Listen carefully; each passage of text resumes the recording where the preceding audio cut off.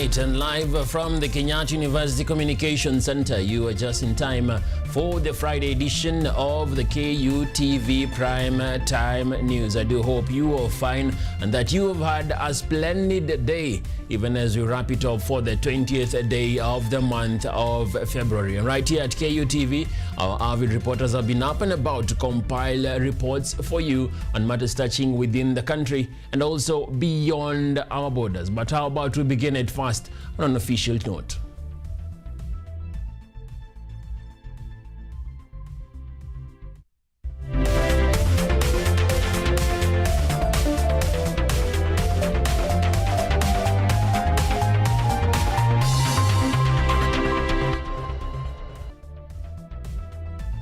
KUTV_Kenya is where you reach us on the X platform, KUTV News across all other platforms, and of course you can be able to interact with us through the bulletin. My name is Emanuel, Kutosi, and with me in the sign language interpretation is Francis Okinyi. Now, it has been established that 28-year-old Vincent Ayomo passed away on the 15th of February in Kitengela during a political rally after being shot in the head. This is according to an autopsy conducted at Nairobi's mortuary. As a result of the injury, Ayomo suffered extensive damage to his organs, including the brain and spinal cord. His family is now appealing for financial assistance to cover funeral arrangements from well-wishers, while also seeking justice, including the possibility of compensation.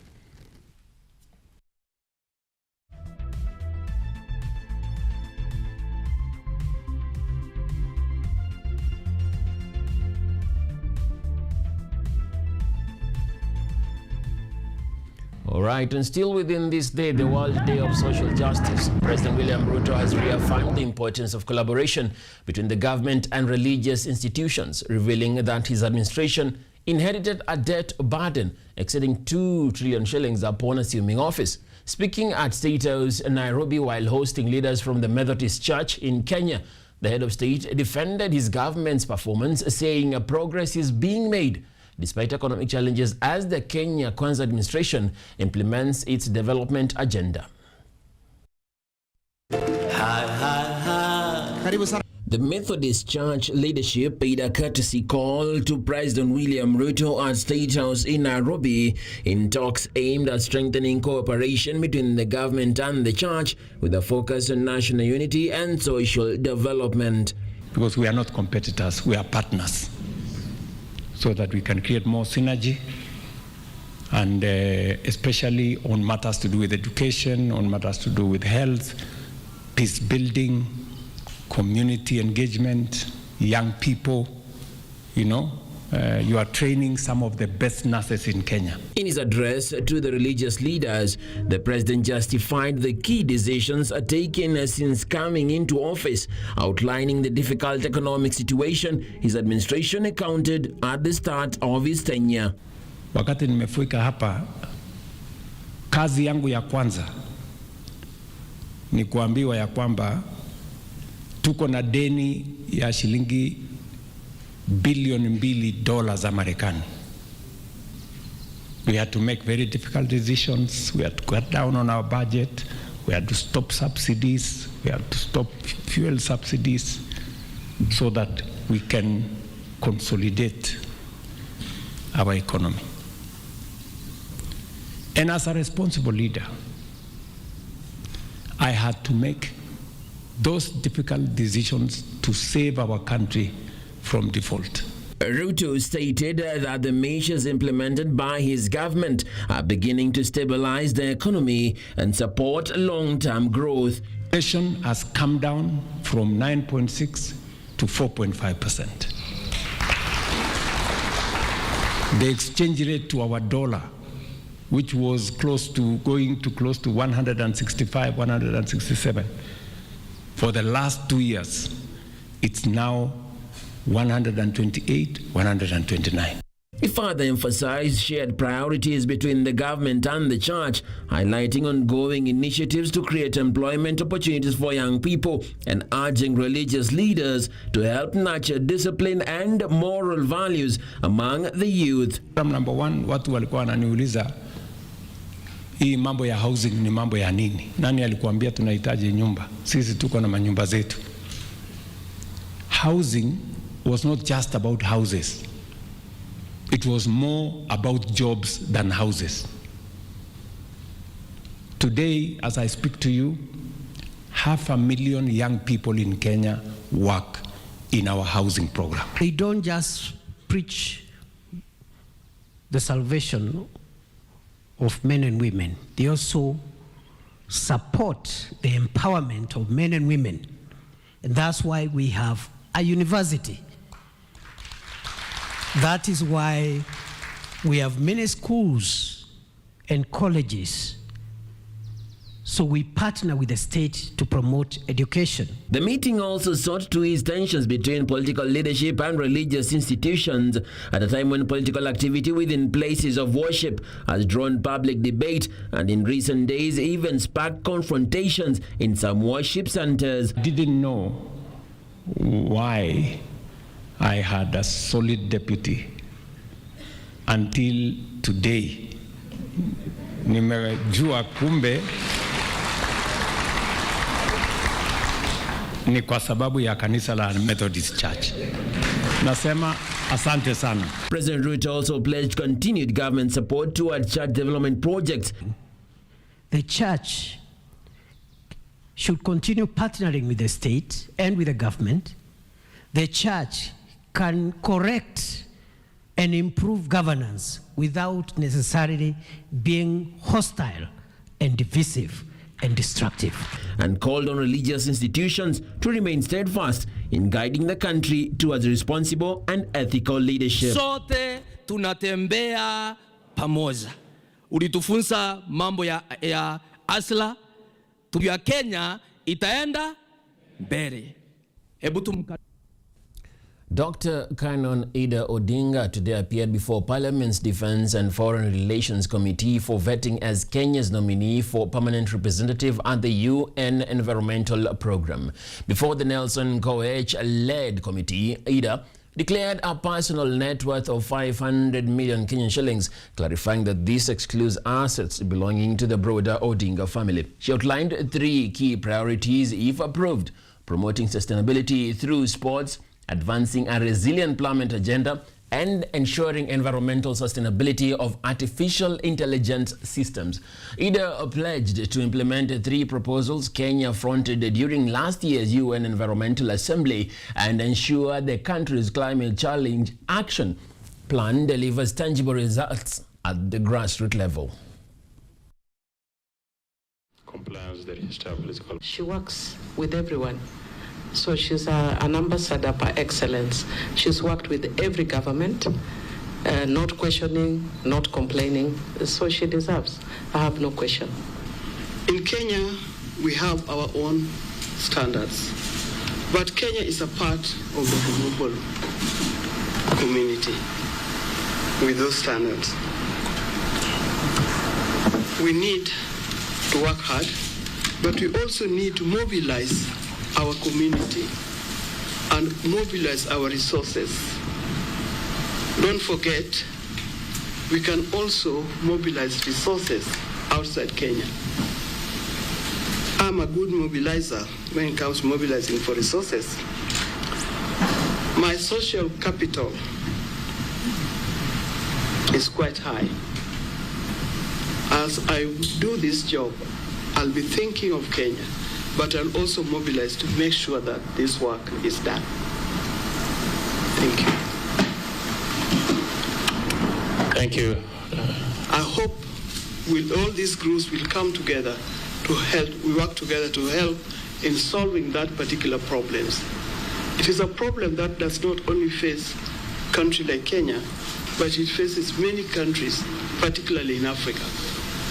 So I'm not worried about that, but I know that with the various disciplines that we have, we'll be able to solve that problem. And away from Mama Ida, we move to the premier Kenyatta University that has today joined the country in celebrating the World Mother Language Day, where it has brought together different tribal lines across the country and in the East and African region. According to the Kenya National Examination Council CEO David Njegere, reforms are being put in place to include mother learning in schools. Listen in.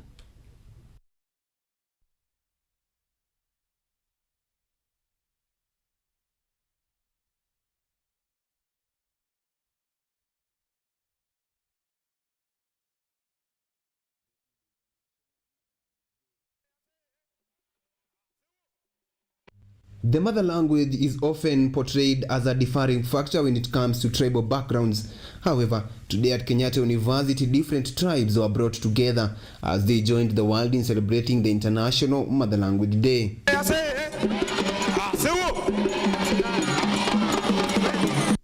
From Swahili dances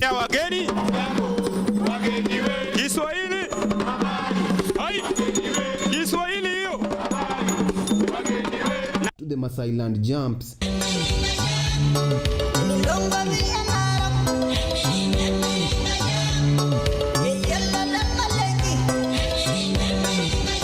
the Kenyatta University Amphitheatre attracted entertainers from different ethnic backgrounds who wore attires symbolizing their backgrounds. The event was graced by Kenya National Examination Council CEO David Njegere, who lauded Kenyatta University for championing the embracing of mother language and called on creation of favorable environments for the learning of this language. The transition from the child's mother tongue or first language to English in grade 4 is like a cliff,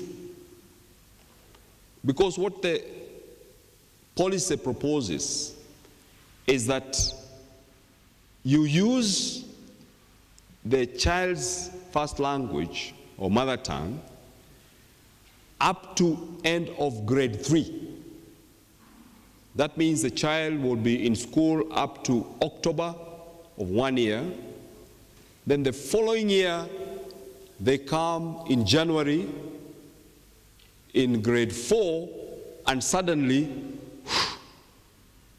things have changed. The policy does not provide for a gradual transition. At the same time, the CEO called for action research on ways on how to improve the learning in schools so as to allow young scholars to learn their mother language in their early years. I'm inviting the researchers to action, rather than just spending time and resources every year to repeat the same narrative that our children are not reading. Let us get to the action. UNESCO Kenya National Commission Secretary General highlighted that language is a form of identity and heritage and should be preserved. We need to empower the youth to be able to use the digital space to help educate on the various languages. Participants in the event also lauded the new initiative, stating that it will greatly improve the proficiency of mother language, which according to them will play a key role in improving indigenous language. The 2026 Mother Language Day held at KU is expected to influence the use and learning of mother language in schools. Edward Nyamo, KUTV. How to Kenya mother language. I beg your pardon. We're about to take a short break right here on the KUTV Primetime News. In a moment, we'll be coming back with more Mother Language Day. How about to speak it? In a moment, we'll be back.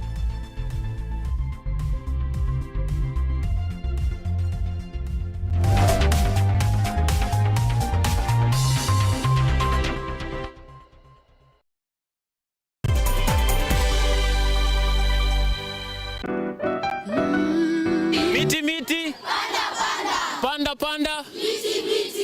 Our planet's future is in our hands.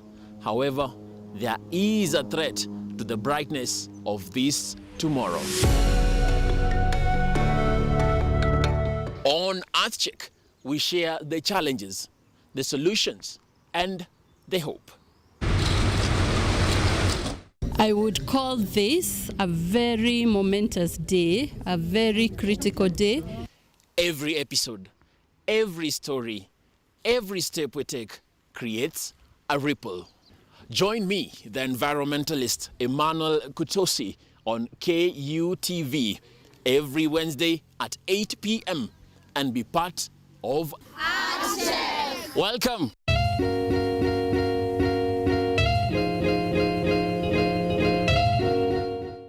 Are you an aspiring media practitioner, a graduate, or you just want to advance your skills in television production?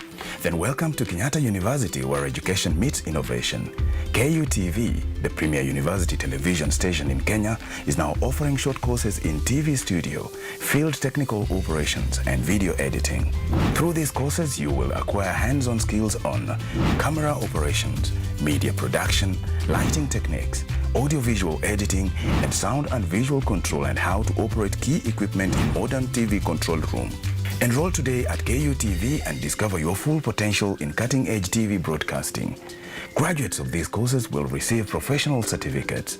For more information, visit our offices at KUTV Studios or call us on 020-870-4252 or 020-870-4255 or SMS us on 0739-110-544. KUTV, a new experience.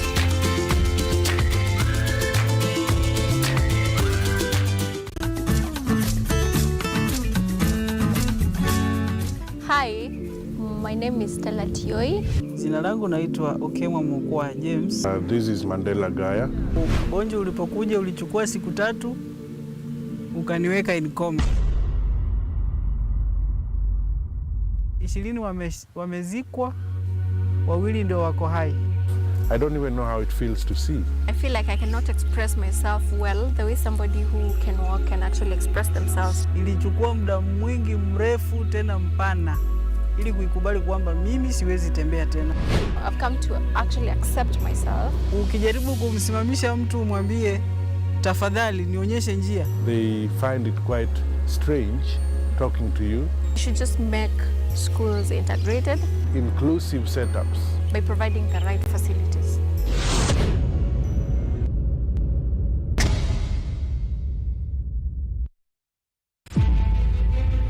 Ari na fahari ninayo kukujuza habari, sio mara moja wala mara mbili, bali siku zote. Daima dawamu runinga ya KU inazama na kuzuka, kuanzia mwambao hadi mashinani. Tunachimba mizizi ya habari kukuletea yanayojiri. Na katika ulingo wa kisiasa, William Samoei Ruto, tunachambua mbivu na mbichi, tukiweka yote paruanja yanayokuhusu wewe katika jamii. Mtazamaji, una kipaji cha kuvikwa taji? Bila shaka runinga ya KU tutakuvika taji, na wala sio kilemba cha ukoka, tukiangazia kipaji chako. Usikose kuungana nami na odha wako Akida Kasim kila siku ya Jumatatu hadi Ijumaa, tukiweka yote paruanja. Daima ukiwa nami ni Nadra Chombo kuenda mrama.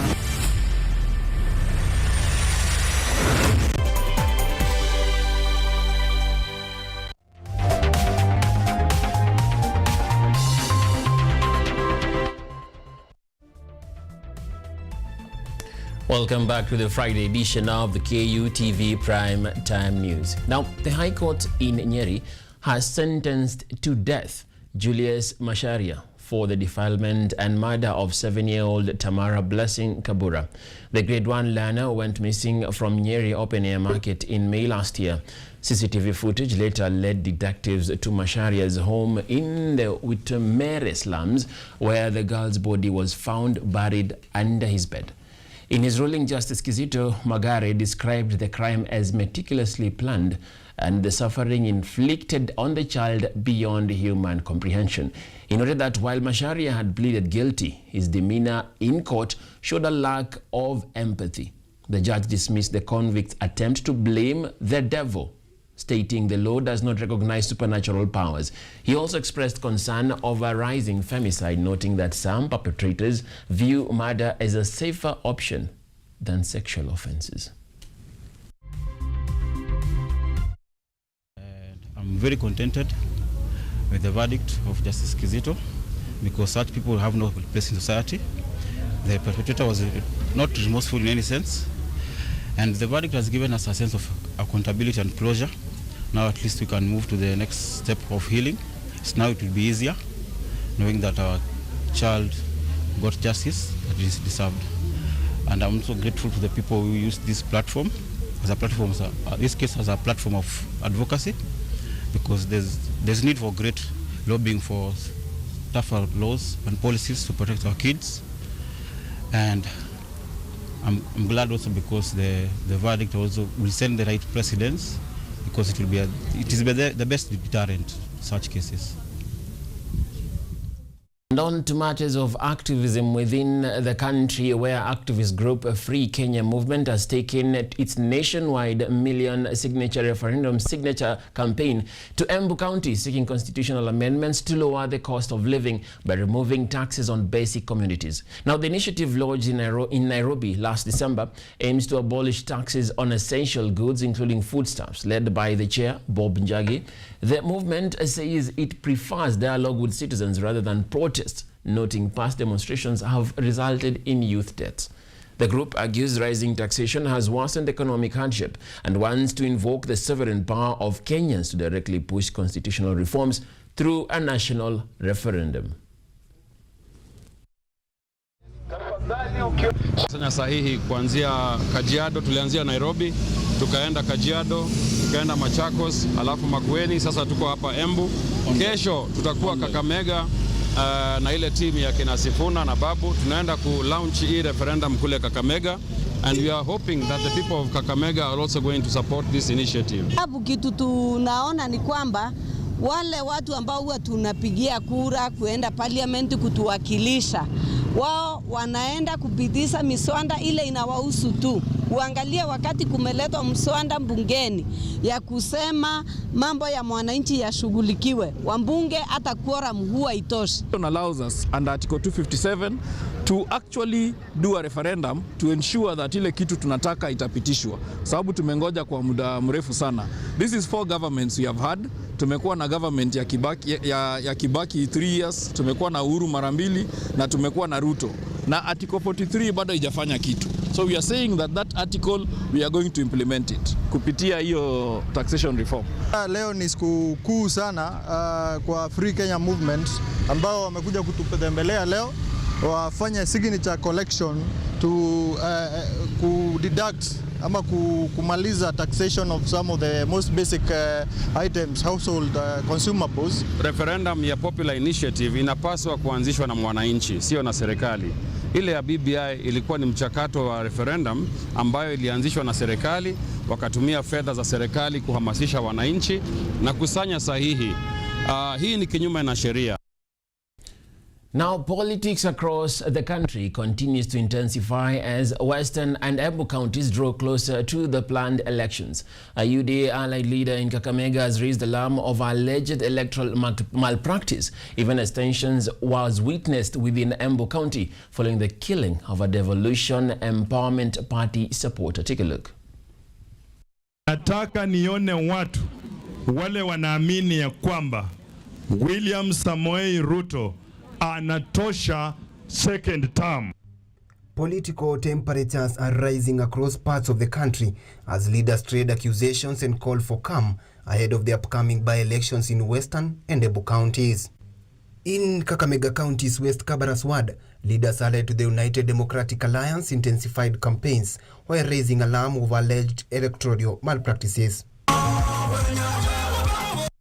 Speaking during rallies, UDA mobilizer Farouk Kibet urged residents to remain vigilant, claiming some individuals linked to rival camps were intimidating voters and allegedly confiscating national identity cards at night. Watu ya kuchukua vitambulisho ya watu ni watu wazuri kweli? Watu ya kuchukua namba ya watu ni watu wazuri kweli? Area MP David Ndakwa called on voters to turn out in large numbers and back UDA candidate Elfas Shalaha, insisting that party's development agenda remains firm. The leaders maintained that the economic transformation plan, popularly referred to as the journey to Singapore, is on course despite political opposition. Huyo mtu anaitwa Kashakwa ndiye alikuwa deputy president wa nchi ya Kenya. Kiti kubwa. Mahali alitokea kwa serikali sisi hatujui. Sasa yeye ndiye angekuwa anasema anataka Elfas Shalaha. Kwa hivyo kama ametoka aende peke yake. Huyo Malala ndiye alikuwa secretary general, mtu mkubwa wa chama cha UDA. Akatoka alienda. Mahali alienda na mahali walikosania sisi hatujui. Sasa yeye ameenda huko nje, amekuja na chama cha DCP. Sisi tumepaki UDA anataka kututoa. Sisi tunasema no. Meanwhile, in Nyeri County, Deputy President Kithure Kindiki continued his development tour, presiding over a resource mobilization forum for women groups and small-scale traders in Nyeri town. He also inspected the ongoing construction of the Fidel Marshall Modoni Kirima Modern Market, expected to be completed by August 2026. Kindiki reaffirmed the government's commitment to infrastructure expansion, promising improved roads network and accelerated service delivery. Ile mambo ambayo imetuleta hapa sio mambo ya uchaguzi, sio mambo ya siasa, na sio ati tunaogopa uchaguzi, sio ati tunaogopa siasa. Sisi ambao unaona sisi ndio mafundi wa siasa. However, political tensions escalated in Embu County after the Devolution Empowerment Party condemned the killing of its supporters, Bernard Kidhaka, in Muminji Ward. I personally want to tell all residents of Muminji Ward not to retaliate, but I would urge the government to take stern action on anybody carrying weapons in order to harm any other party. We don't want to lose life. Leaders have now called for restrained, peaceful campaigns and swift interventions as by-election campaigns gather momentum across the regions. Also, Interior Cabinet Secretary Kipchumba Murkomen has unveiled a new security partnership between the government and local conservancies to tackle banditry in Kenya's most affected counties. Speaking in Nanyuki, Murkomen said the initiative aims to restore peace through coordinated operations, enhance surveillance and strengthen community security structures. While addressing residents in Nanyuki, Interior Cabinet Secretary Kipchumba Murkomen announced a state conservancy collaboration to combat insecurity using joint efforts and improve monitoring systems. Speaking in Nanyuki during his security and public engagement tour, Murkomen said the collaboration will focus on curbing violence in Baringo, Marsabit, Meru, Isiolo and Laikipia counties, explaining that the partnership is designed to reinforce National Police reservists through improved training and modern technology. As a matter of fact, in this Laikipia and Baringo and Rift Valley and the other counties in eastern region, our objective was to look for ways to leverage on our partnership. As most of you may know, the conservancies have rangers who are supported by National Police Service because they are National Police Reservists and who provide security to the conservancies. The CS commended conservancies for providing helicopters and drones, noting that the equipments have significantly boosted surveillance and response efforts. We want to thank especially private conservancies. In the past, they have helped you with drones, with helicopters, with vehicles when we have done security operations in this belt. And we want to see how best we are going to work together. Our objective is ultimately we can sign an MOU between National Police Service and the conservancies on how best we can carry together security operations through partnership. Following the death of a teacher who was killed in Isiolo County on Wednesday in a suspected revenge mission by bandits, Murkomen revealed that 28 firearms have been recovered in Isiolo since the crackdown began 2 weeks ago, expressing condolences to families affected by recent attacks, assuring them of thorough investigations. You know that from the Isiolo side, we have collected almost 28 guns so far. And as you know, these bandits are obstinate. As you know, this act of banditry has been with us for a very long time. Some of these bandits have some level of resilience because of they understand the terrain where they live in, and they have consistently fought government and police officers. They think that this operation is going to be short term. While reaffirming the government's commitment to end banditry, Murkomen urged residents to cooperate with security agencies to help restore lasting peace in the affected counties. Atenka Negunda, KUTV. Thank you very much, Ateng, for that report. That brings us to our second week right here on the Friday edition of the KUTV Prime Time News. We still have a lot more in store for you. Don't go too far. In a moment, we come back with it.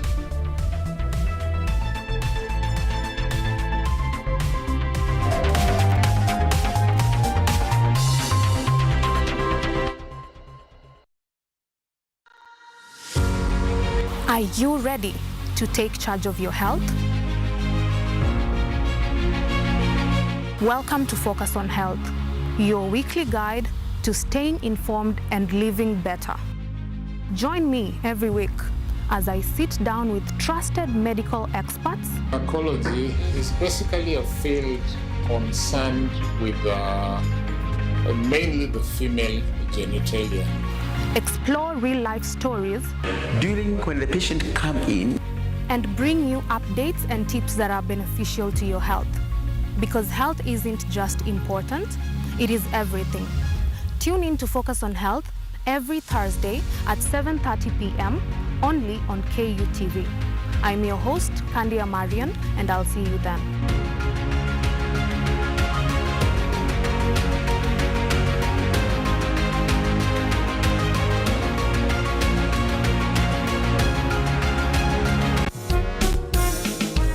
A new era, a new people.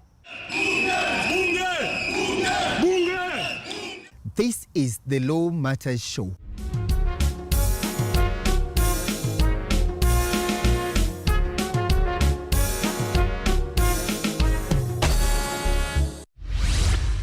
A program that brings you legal sensitization on your television. My statement is written and just the quote the prosecution. I think that this loss is a setback for Raila Odinga.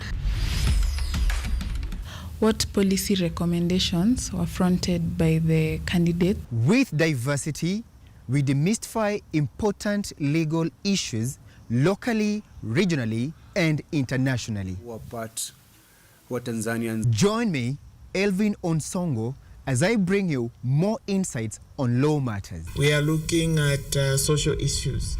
What is the problem? Is it the economy? Is it... Law Matters Show, creating awareness, advocacy, and enhancing lives.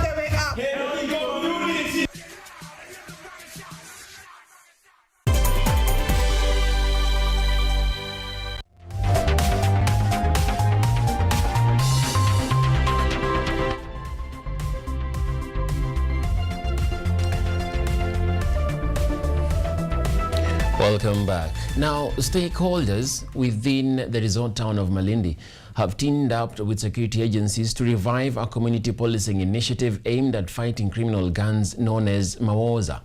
The move follows a meeting convened by the Progress Welfare Association, bringing together top security officials, the area member of parliament, hoteliers and business community. Kilifi County Commander Reginald Omaria welcomed the partnership, noting it will go a long way in addressing security threats. Malindi Member of Parliament Amina Mnyanzi announced pledges of 2 Probox vehicles and from donors, and also a double cabin from Governor Gideon Mungaro to support the revived Malindi Against Crime initiative.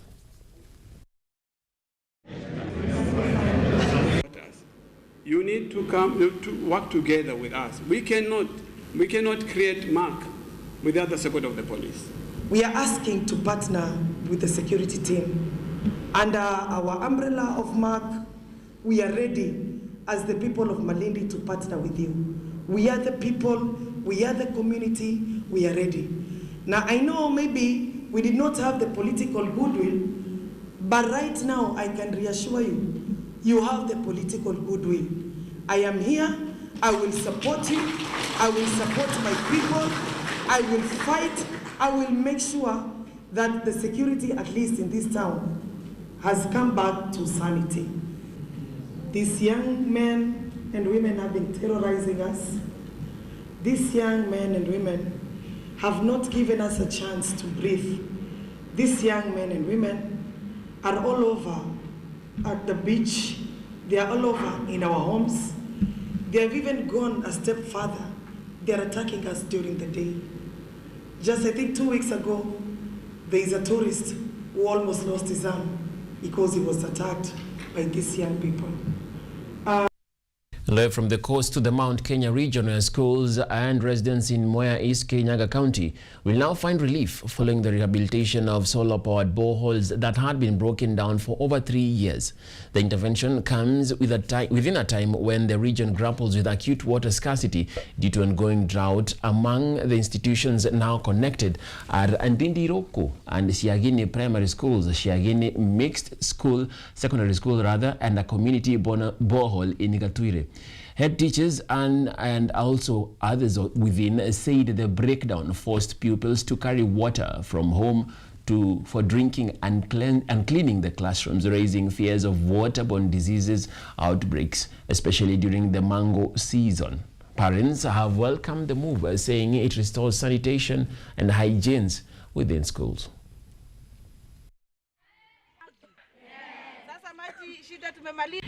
Sasa siku hizi naona watu huku tunatembea na mitungi, twende tukatafutie wanyama wetu, ng'ombe zetu, mbuzi zetu, tukazitafutie maji. Na hiyo maji tungekuwa tumeongea vizuri huku, county government kina Karenga hapa, tafadhali mtusaidie na water pans ndio kukuwe na maji, watu wafanye nayo ukulima na pia tuweze kupatia wanyama wetu maji. Nashukuru pia kwa sababu kwa wakati huu ile mto iko karibu sana ni kama inakauka na zingine si eti ziko safe kwa kutumia. So tunashukuru kama wakaanzi wa Didiroko, tusaidia sana. For sure you have done us a very good thing, kwa sababu sasa watoto wetu wako safe katika hali ya kutembea, hata wasasi wako safe, hawatateseka sana. Sasa we are very okay. Now, former Migori Governor Okoth Obado has asked the High Court to acquit him in the murder case of university student Sharon Otieno, saying prosecutors have failed to prove their case beyond reasonable doubt. Through senior counsel Kioko Kilukumi, Obado argued there was no direct evidence linking him to the killing, despite admitting to an intimate relationship and DNA results confirming the paternity of the unborn child. The defense said the relationship was not amicable and not a motive for murder, while faulting investigators for allegedly ignoring other suspects and failing to pursue threatening messages Otieno reportedly received before her death.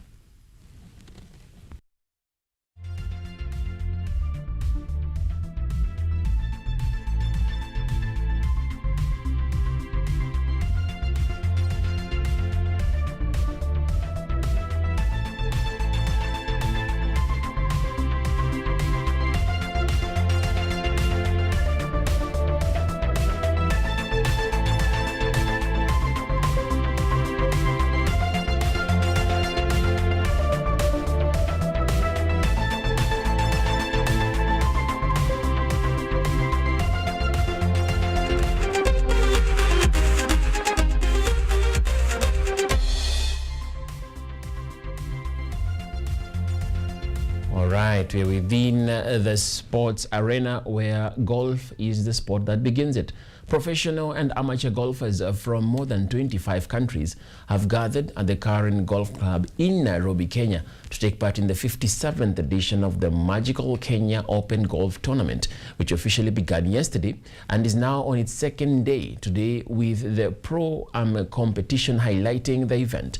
The tournament is currently ongoing, with Frederick Lacroix leading the line today as it enters day 3 tomorrow.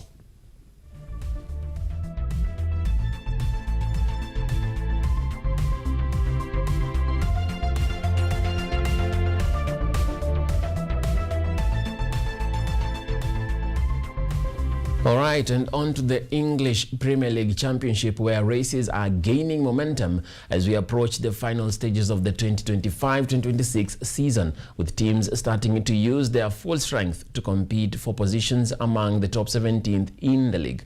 This weekend's matches will see Aston Villa aiming to solidify their top 4 position when they face Leeds United. Brentford will also battle for a top 5 spot as they play against Brighton and Hove Albion. Chelsea are expected to seek victory against Burnley to climb above the great Manchester United in the league standings. These matches kick off at 6 p.m. Later on, West Ham United will host AFC Bournemouth at 2:30 a.m., while at the same time Manchester City will be on the field against Newcastle starting at 5.